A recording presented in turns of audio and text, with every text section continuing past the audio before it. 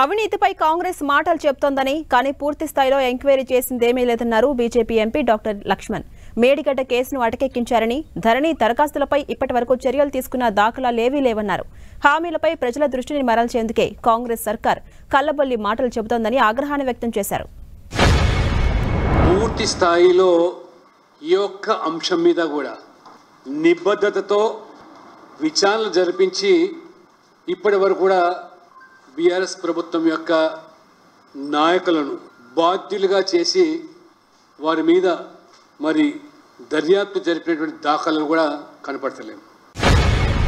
Medigadda Kaleshwaram barrage గురించి వేల కోట్ల అవినీతి అక్రమాలు కుంభకోణాలు ఆ మెక్కినదంతా కూడా కక్కిస్తామని ప్రజలకు పంచిపెడతామని చెప్పారు. చివరికి మరి రిటైర్డ్ జస్టిస్లతో దర్యాప్తు విచారణ చెప్పి దాన్ని అటకెక్కించేశారు. ప్రత్యేకంగా ఒక కమిటీ వేసి విచారణ జరిపిస్తున్నామని చెప్పారు. లక్షల సంఖ్యలో దరఖాస్తు కూడా వచ్చాయి.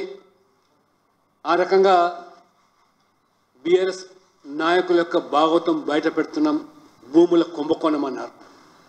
ఇంతవరకు కూడా ఒక్క దరఖాస్తు మీద కూడా పూర్తి స్థాయి చర్యలు తీసుకొని న్యాయం చేసిన దాఖలాలు లేవు.